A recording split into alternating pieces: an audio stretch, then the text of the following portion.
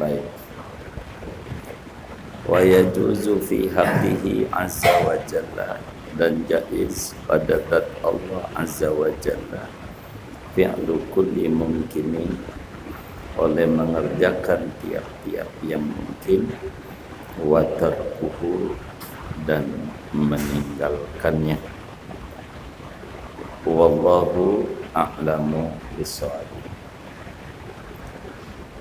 Bapak Ibu, saudara-saudara sekalian yang mulia, sesudah kita mengkaji tentang sifat-sifat wajib Allah, dan kita telah mengkaji tentang sifat-sifat mustahil,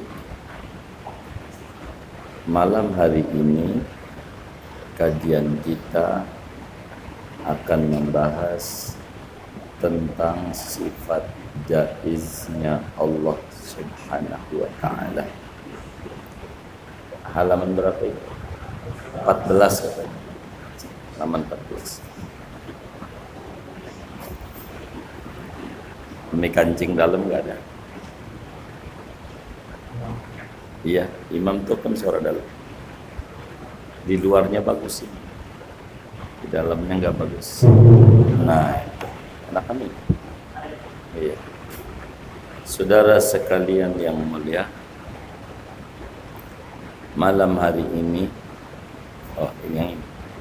malam hari ini, atas semua. Oh iya, baik, atas semua. Saudara sekalian yang mulia, malam hari ini kita akan membahas tentang sifat jaiz Allah. Artinya perkara yang diterima oleh akal adanya dan perkara yang diterima juga oleh akal tidak adanya. Sebagaimana di awal kajian kita, ada namanya sifat wajib, ada namanya sifat mustahil, dan ada namanya sifat jaiz. Sifat wajib Allah artinya perkara yang tidak diterima oleh akal kalau tidak ada, yakni pasti ada pada Tuhan. Kedua, sifat mustahil artinya perkara yang tidak diterima oleh akal adanya. Kalau bahasa kita, tidak mungkin. Yang ketiga adalah sifat jaiz, yaitu perkara yang bisa ada, bisa tidak. Jadi bisa ada, bisa tidak ada, kadang-kadang ada, kadang-kadang tidak ada, sewaktu-waktu terjadi, sewaktu-waktu tidak terjadi. Namanya disebut jaiz. Jadi jaiz itu perkara yang kadang ada, kadang tidak ada. Ada berapa sifat jaiznya Allah? Kalau ditanya, jawabannya ada satu. Sifat jaiznya Allah ada satu. Apa itu? Allah boleh saja mengerjakan perkara yang mungkin, boleh saja tidak mengerjakan. Namanya disebut jaiz. Jadi jaiz itu perkara yang boleh saja dikerjakan oleh Allah, boleh saja tidak dikerjakan. Seperti menciptakan makhluk, memberi rezeki pada makhluknya, dan lain-lain. Ini namanya disebut jaiz. Jaiz. Jadi tempo-tempo ada, tempo-tempo tidak ada. Sewaktu-waktu ada, sewaktu-waktu tidak ada. Contoh dagang dah, dagang. Dagang saudara, pertanyaannya, apakah orang dagang itu wajib untung? Hah? Tidak, kenapa? Ada juga yang rugi. Apakah orang dagang itu wajib untung? Tidak, kenapa? Ada juga yang rugi, yang bangkrut pun banyak. Lalu pertanyaan kedua, apakah orang dagang itu mustahil untung? Tidak, kenapa? Ada juga yang untung, yang makin maju pun banyak. Berarti untung dalam dagang itu jaiz, boleh saja Allah ngasih untung, boleh saja Allah ngasih rugi. Boleh begitu, boleh. Jadi untung dalam dagang tidak wajib. Begitu pula rugi dalam dagang tidak wajib. Untung dalam dagang tidak rugi dalam dagang juga tidak maka untung dan rugi binisbah kepada orang dagang namanya hukumnya jaiz. Namanya hukumnya jaiz. Orang dagang bisa untung, orang dagang bisa rugi. Sewaktu-waktu untung, sewaktu-waktu rugi. Kadang-kadang untung, kadang-kadang rugi. Ada nggak orang dagang yang ketika rugi stres? Ada nggak? Ada. Banyak nggak? Kenapa?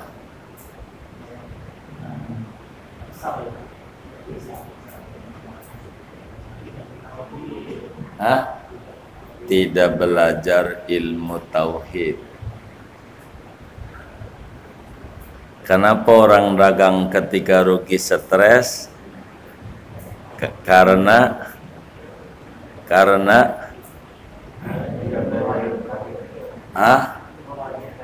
iya, karena tidak belajar ilmu tauhid. Perkara yang jaiz dimasukkan pada perkara yang wajib. Salah dia, salah. Begitu.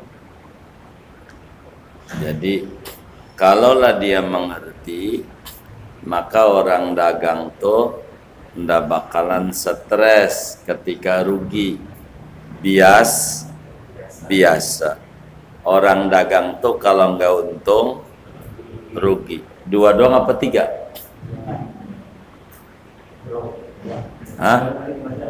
2 apa 3? Kalau nggak untung rugi. Bener nggak? Kalau nggak untung rugi. Ada yang bilang, ada yang empas pulang modal, rugi juga, rugi waktu, rugi.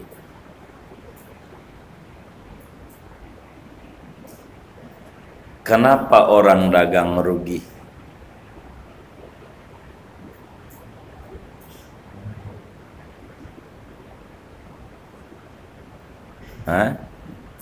Kenapa orang dagang rugi?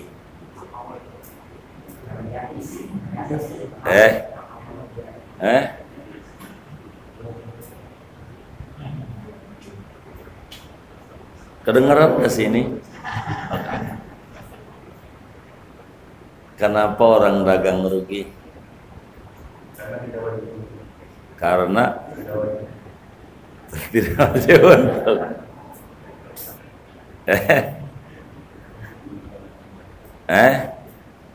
Ini ada yang dagang nggak ini nih? Saya jawab. Nih kedengeran nggak ini? Ah, iya. Kalau orang Ulu Jami kalau ditanya dicengirin apa dijawab sih?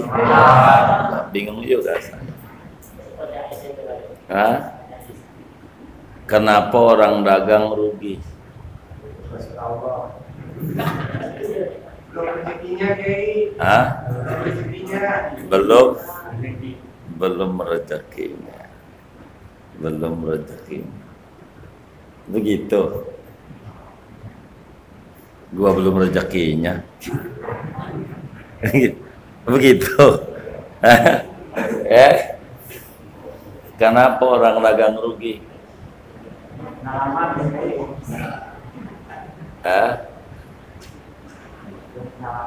Belum pengalaman. Iya, belum pengalaman. Teman saya dari kecil sampai gede dagang mulu rugi juga.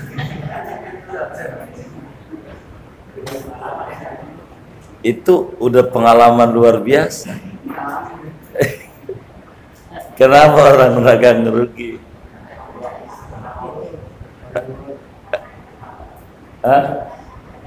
Oh, karena kehendak Allah. Iya, karena Allah menetapkan rugi. Baik. Jadi kalau Allah yang menetapkan, kudu stres enggak? Tapi ada enggak yang stres? Kenapa? Belum belajar tauhid. Ada orang yang udah ngaji tauhid juga ketika dagang rugi stres. Ada enggak? Itu kenapa? Oh, belum memahami tauhid. Belum memahami. Jadi kita kudu bulat pemikiran kita. Kalau dari sebelum dagang kudu pasang di otak orang dagang tuh kalau nggak untung rugi. Jadi ketika rugi biasa, ketika untung biasa. Orang perkara biasa. Begitu, biasa. Bukan sesuatu yang luar biasa. Ketika dia salah menempatkan, untung luar biasa, diunjukin segala macam. Begitu.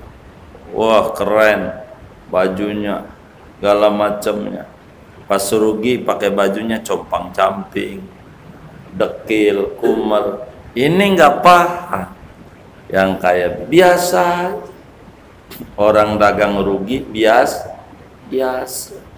Bukan perkara wajib. Begitu. Orang dagang untung biasa, bukan perkara mustahil. Allah itu boleh saja memberi untung kepada orang dagang, boleh saja tidak memberi untung sama orang dagang. Boleh saja, karena tidak wajib bagi Allah untuk ngasih untung orang dagang. Enggak wajib. Itu jaiz. Jaiz itu boleh saja dikasih untung, boleh saja dikasih rugi. Maka yang muncul, yang ada, orang dagang tuh kadang untung, kadang rugi.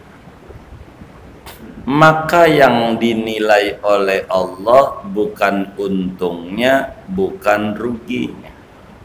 Yang dinilai oleh Allah dagangnya. Yang dinilai dagangnya. Dagang itu namanya menjalankan syariat, menjalankan ikhtiar, maka dapat ganjaran. Kalau dagangnya benar, dapat ganjaran gede. Bahkan Nabi bilang, at-tajirus saduq ma'al anbiya fil jannah. Pembisnis yang jujur, yang benar, di surganya sekapling dengan para nabi. Kenapa? Karena menjalankan syariat. Maka dagangnya tuh dapat ganjaran. Urusan untung urusan Allah. Urusan rugi urusan Allah. Maka kalau kita dikasih untung oleh Allah, maknanya kita disuruh syukur. Kalau kita dikasih rugi oleh Allah, maknanya disuruh sabar. Dua-duanya, sabar dan syukur, adalah akhlak mulia. Begitu. Jadi biasa kalau dagang rugi. Jangan dikata luar biasa. Biasa aja. Sebagaimana untung juga biasa. Orang dagang untung biasa. Orang dagang rugi biasa. Jangan dikata kalau rugi luar biasa lalu stres, ngurung diri, warungnya tutup. Ya, ini mah alamat bangkrut. Jangan. Kita dagang nasi uduk. Hari ini rugi. Dikit yang beli. Kata kita tutup aja dah. Besok mau kagak dagang.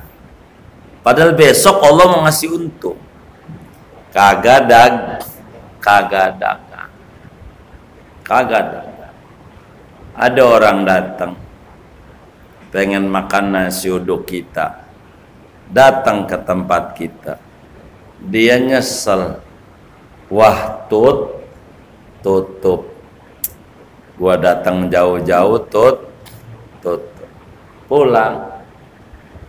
Kata kita besok mau buka dah, gitu. Besok mau kali aja untung. Besok. Maka ada orang datang mau beli. Mau kemana bang? Mau beli nasi uduk. Kemarin aja lo ke sono tutup.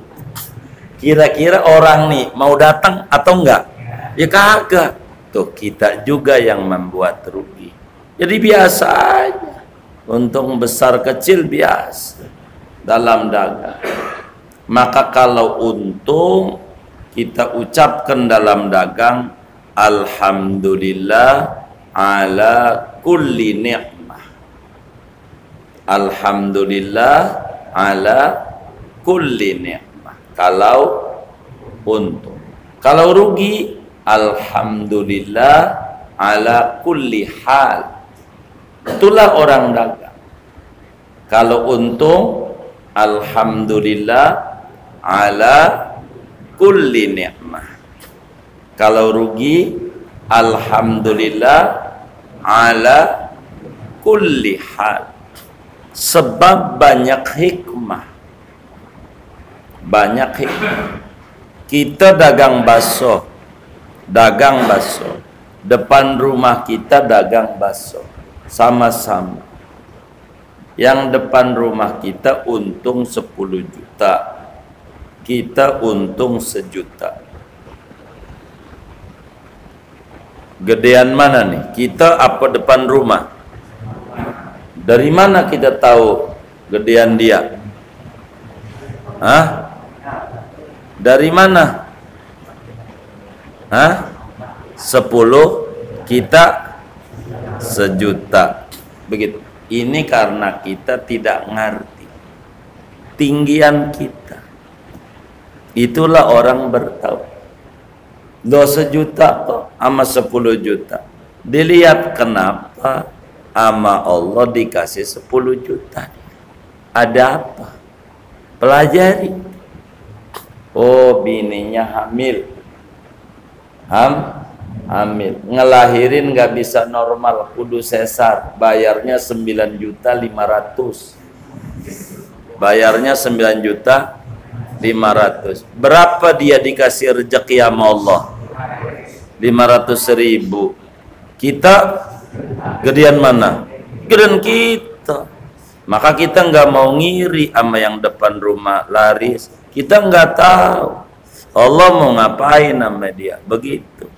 Maka hidupnya tenang biasa.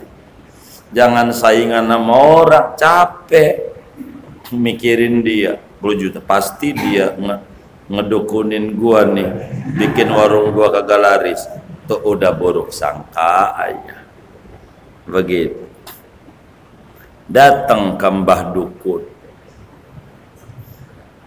Bah, ini dagangan gua sama depan rumah, larisan depan rumah. Si dukun bilang, merem-merem, ente ini ada yang benci. Oh, ada yang benci, Mbah Dukun? Iya bah, ada yang benci. Siapa ini bah yang benci? Yang jelas bah, yang jelas. Dukunnya merem-merem lagi. Bukan orang jauh. Oh, bukan orang jauh. Dia di hati kita. Bah yang jelas. Sebelah mana ini bah orangnya? Dukunnya merem lagi. Takut fitnah, kata dukunnya. Begitu. Itu mah nggak usah dukun, gua juga bisa. Yang kayak begitu bisa, yang kayak begitu. Maka kita orang tuh kalau datang ke dukun Jawa, ente ini ada yang benci. Di mana juga begitu borok kita, Nabi aja yang benci, gitu. Kita ada yang benci biasa, ada yang benci. Nabi Adam disujudin malaikat, iblis gedek, itu udah biasa yang benci. Dukunnya merem lagi. Ini bukan orang jauh. Di mana juga begitu, mana ada orang Papua, Taulu Jami, begitu. Yang benci juga orang dekat, di mana-mana juga begitu, begitu. Terus nggak perlu lo dukun, begitu. Gue juga bisa, begitu. Jangan nggak kayak begitu. Biasa. Jadi kalau dagang rugi biasa, dagang untung biasa. Apakah orang nikah tuh wajib punya anak? Kenapa? Ada juga yang tidak punya anak. Apakah orang menikah itu mustahil punya anak? Enggak. Kenapa? Ada juga yang punya anak. Begitu. Jadi punya anak bagi orang menikah itu hukumnya jaiz. Boleh saja punya anak, boleh saja tidak. Ada enggak orang menikah 10 tahun enggak punya anak, stres? Ada enggak? Hah? Banyak enggak? Banyak. Kenapa?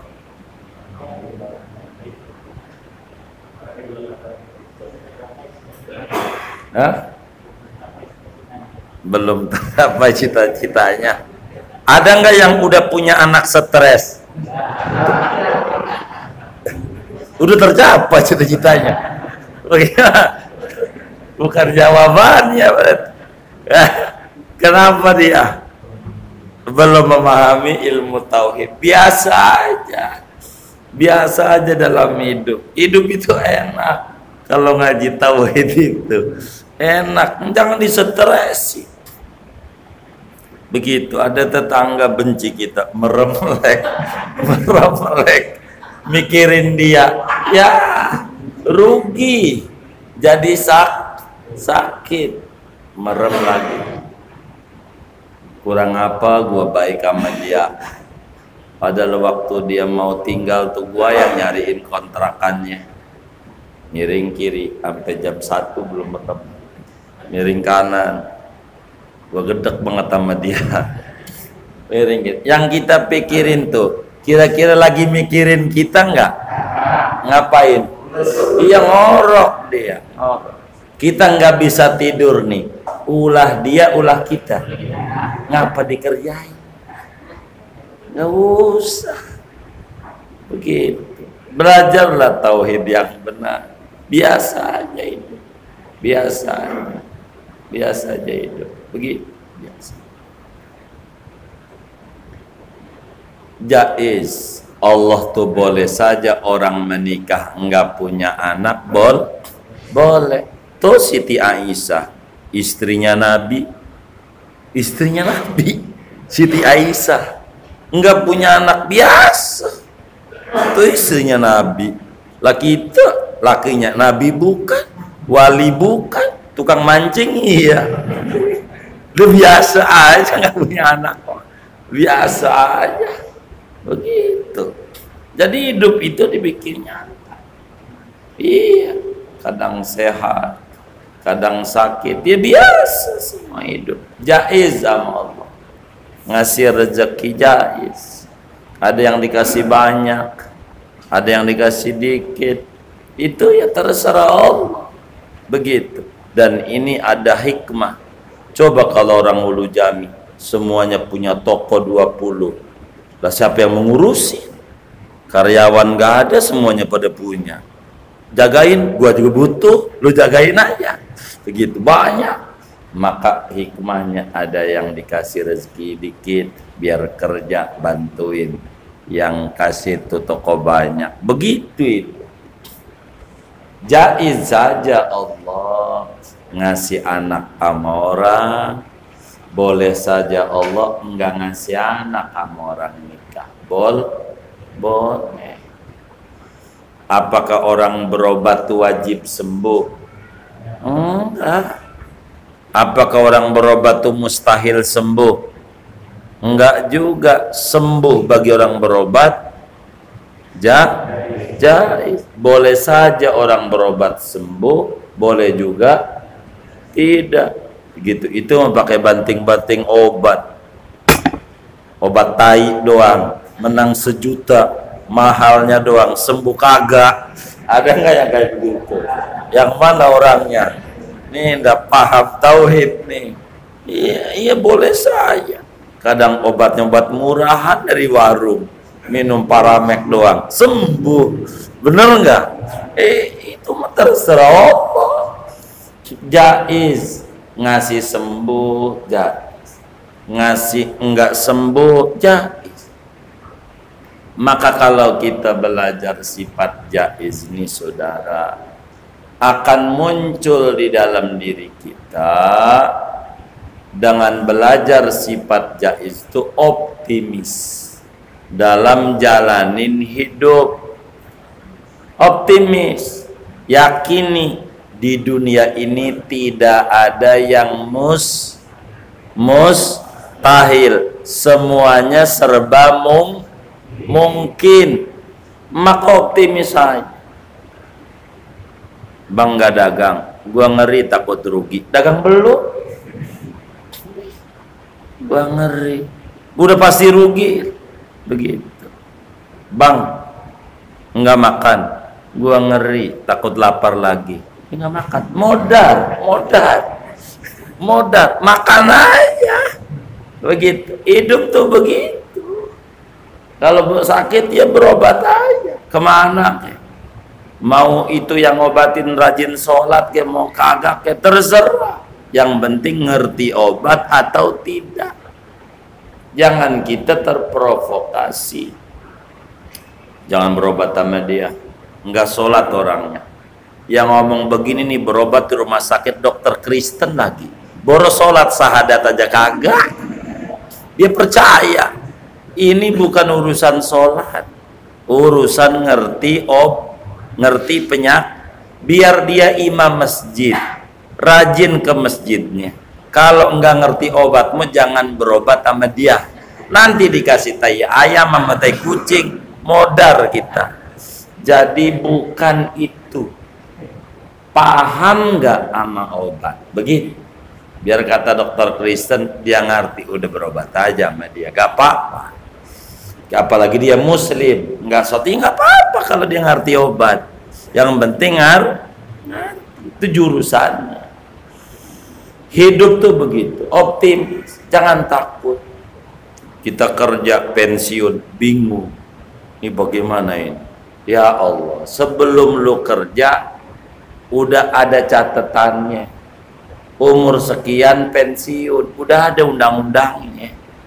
Udah ada peraturannya. Dan itu juga karena lowongan kosong. Lah kalau pada kagak ada pensiun, kagak ada yang diterima, yang kerja kan udah penuh semuanya. Jadi biar gantian, jadi biasa. Dikata dengan pensiun bakal modar, ya kagak. Orang yang kagak kerja kantoran aja biasa aja, mancing mulu biasa aja, nggak stres, nggak apa. Masa gitu yang kerja stres? Ini karena nggak paham tauhid. Jaiz begitu, boleh aja, boleh. Allah boleh saja ngasih untung sama orang yang nggak sholat, boleh aja Allah ngasih rugi sama yang rajin sholat, boleh. Jangan nambah, gua udah sholat, dagang gua rugi, kagak ada hubungannya sama sholat. Hubungan rugi sama untung mah sama dagang, begitu. Biasa aja. Lihat Cina, kalau rugi ya biasa, gitu. Kita jangan bertahan. Begitu. Ini yang kemudian kita kadang yang bikin stres tuh bukan Allah, tapi ulah diri kita. Enggak bisa mensikapi barang yang ada di dunia. Biasa aja. Jangan berlebihan. Maka kita harus pahami Allah Subhanahu wa taala memiliki sifat jaid satu, boleh mengerjakan yang mungkin, boleh juga meninggalkan mengerjakan yang mungkin. Bila ada sesuatu yang terjadi, itu adalah merupakan anugerah dari Allah bila nikmat. Jadi jangan mengata mana keadilan Allah, salah kita. Dagang-dagang saja begitu, tapi gua dagang nih rugi, biasa. Orang dagang rugi biasa. Tuh pedagang-pedagang besar tuh, jangan dilihat untungnya, jangan. Itu bakal jadi stres. Ajak ngobrol sama yang dagang-dagang sukses tuh. Berapa kali dia dikibulin sama orangnya, kata dia kagak kayak itu. Kita baru sekali, lah kan berarti masih banyak, ya kan? Biasa aja hidupnya, biasa. Dalam hidup biasa, giro pending, ya kan? Begitu, biasa aja lah dalam hidup. Ini namanya sifat jaiz Allah. Kalau orang paham ini biasa. Allah boleh saja masukin kita ke surga, boleh saja masukin kita neraka, boleh, terserah Allah.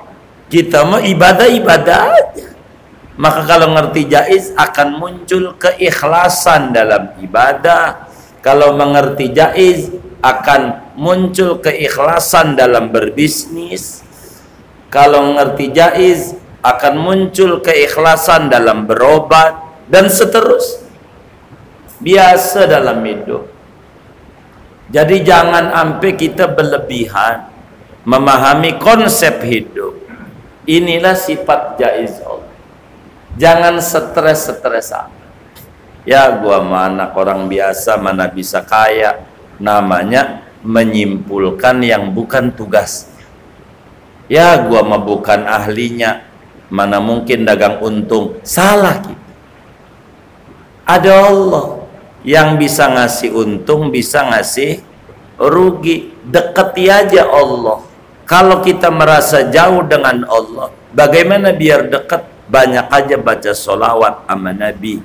Baca sholawat aja, biar didemenin sama Allah, menyebut kekasih-kasih Allah.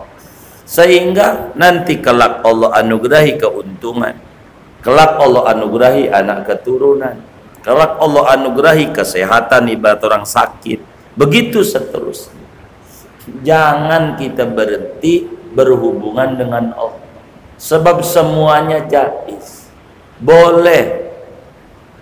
Bila Allah memberikan kepada kita dagang untung, itu Allah lagi menunjukkan kemahabaikannya kepada kita. Ketika kita dagang rugi, Allah lagi menunjukkan betapa hebatnya Allah, tidak bisa diatur oleh kita. Kita hanya bisa berencana, yang memutuskan adalah Allah, terserah Allah.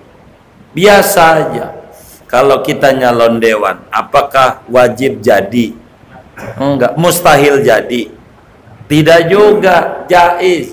Boleh saja jadi dewan, boleh saja tidak. Biasa aja. Begitu. Karena kita menganggap luar biasa, akhirnya orang-orang naik ke Senayan, dia naik pohon. Gara-gara menganggap luar biasa aja. Namanya usaha, kadang hasil, kadang tidak hasil. Yang dinilai oleh Allah niat dan ikhtiarnya. Maka ikhtiar saja. Begitu. Maka dengan kita dagang dapat ganjaran kalau benar. Dagang aja. Maka dagang itu mematuhi perintah Allah. Kalau pengen punya anak, tidur aja sama bini. Itu tidur sama bini dapat ganjaran besar. Jangan itu mau wirid, mulu diingat-isop, baca Yasin 40 kali. Bini kagak dikelonin. Punya anak enggak? Lah kagak. Salah nyariatnya, salah. Kelonin juga bini. Begitu. Baru nanti urusan punya anak, urusan Allah. Begitulah kita. Kalau sakit berobat aja. Jangan, ya penyakit gua enggak ada obatnya. Memang enggak bisa. Enggak ada. Enggak begitu. Ada obatnya. Cuman kita belum tahu. Terus ikhtiar. Begitulah dalam hidup. Sehingga muslim yang belajar sifat jaiz Allah ini hidupnya penuh ketenangan dalam mensikapi kehidupan. Ada yang benci sama kita, biasa. Lah Nabi akhlaknya baik, dosa kagak ada. Yang benci seabrek sama Nabi, bener gak? Lah kita dosa seabrek, akhlak buruknya seabrek. Yang benci biasa. Begitu, biasa. Jangan menganggap luar biasa, jadi pegel hidup. Jiwa kita harus terhubung dengan Allah. Jiwa kita terus saja sama Allah. Begitu. Karena semuanya yang maha menentukan segalanya Allah. Yang ngasih untung Allah, bukan teman-teman. Ikhtiar aja. Jangan takut. Maka kita dengan dagang tuh jangan tinggalin zikir, minta sama Allah. Baca no sholawat sallallahu ala Muhammad 3100 hari semalam. Jangan tinggal tuh, agar supaya Allah kasih nanti keuntungan. Karena kita menyebut-nyebut kekasihnya, maka Allah juga demen sama kita. Dari demen, kalau demen mah jangankan diminta, yang gak diminta juga dikasih. Demen beda sama gedek. Minta kagak minta aja dikasih gedek, apalagi kagak minta, bener gak? Maka kita biasa. Inilah kita belajar tauhid. Kalau bapak ibu belajar tauhid biasa aja. Begitu. Kalau ada yang ngomongin kita, alhamdulillah, berarti kita masih hidup. Begitu aja. Biasa. Jadi orang ngomongin mah biarin aja. Kita mau terus saja berkarya, beribadah, berusaha, karena kewajiban kita berusaha. Buat ngasih untung sukses tidaknya urusan Allah. Singkatnya, orang yang belajar tauhid selalu menikmati proses. Sukses urusan Allah. Nikmati proses, insya Allah sukses, tidak akan menyalahi proses. Yakini dalam belajar tauhid. Sukses jangan dipikiri, prosesnya yang kita pikiri. Inilah orang yang ngaji sifat jaiznya Allah. Punya anak jangan dipikirin, tidur ama binilah yang harus dikerjakan. Begitu. Untung jangan dipikirin, dagang dengan maksimal lah yang harus dikerjakan. Sembuh jangan dipikirin, berobat yang benarlah yang harus dikerjakan. Surga jangan dipikirin, ibadah dengan benarlah yang harus dikerjakan. Itulah orang-orang yang belajar tauhid. Cara ini yang paling pokok. Wis segini aja, nggak usah banyak-banyak. Moga dapat dipahami. Kalau masih kurang jelas, silahkan ditanya dari materi ini maupun di luar. Dipersilakan.